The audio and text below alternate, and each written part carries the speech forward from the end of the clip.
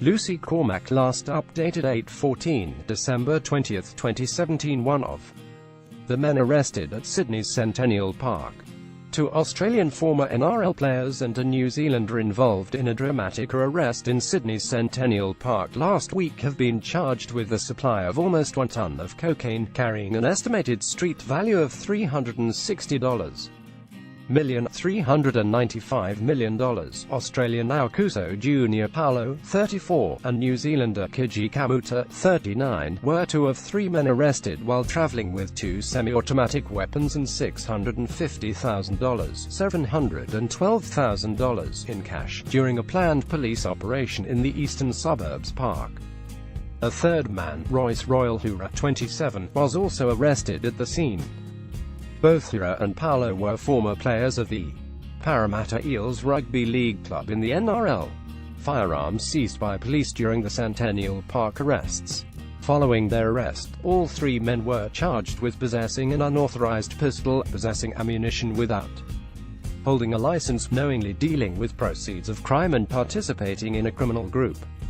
However, on Monday, Strike Force investigators laid further charges against Paulo and Kamuta for the supply of 900 kilograms of cocaine. The far more serious charge was apparent news to the lawyer for Paulo, Nick Hanna, who had intended on applying for bail on behalf of the 34-year-old at Central Local Court in Sydney on Tuesday. On arriving in court, I was informed first by a journalist and then by the prosecution that a new charge had been laid against Mr. Paulo, Hanna told the court, later adding that not even the DPP were given notice of the charge until Tuesday morning. It is bewildering that this charge was not filed and served on the defense yesterday. My staff and I worked very late preparing the release application. Expressing his frustration, Hanna said he was not in a position to apply for release and withdrew the application. Bail was formally refused and Paulo will spend Christmas behind bars, to reappear via audiovisual link on February 20 next year. Azura was not charged in relation to the supply of the 900 kilograms of cocaine. His legal representation continued with an application for bail on Tuesday, on grounds that the Crown's submission was not a strong case. His lawyer Arjun Chhabra argued that Hura was merely the driver of one of the 2 vehicles stopped in Centennial Park and that he did not know the contents of the backpack in the vehicle, which contained 2 semi-automatic firearms and ammunition, and lay at the feet of the co-defendant in the passenger seat.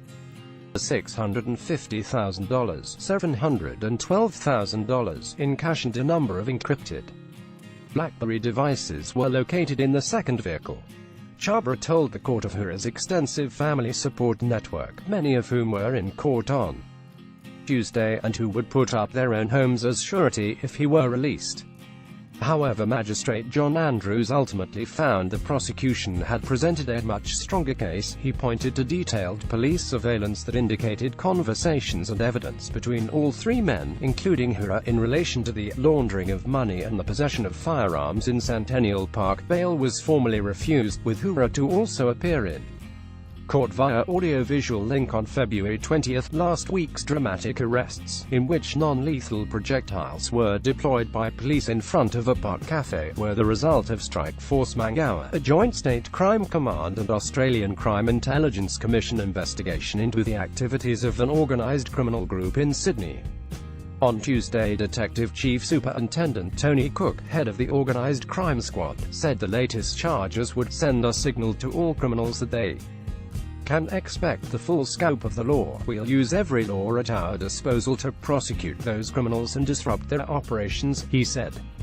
Chief Superintendent Cook said he could not speak about the operation in detail, but added that more arrests and charges were anticipated. Sydney Morning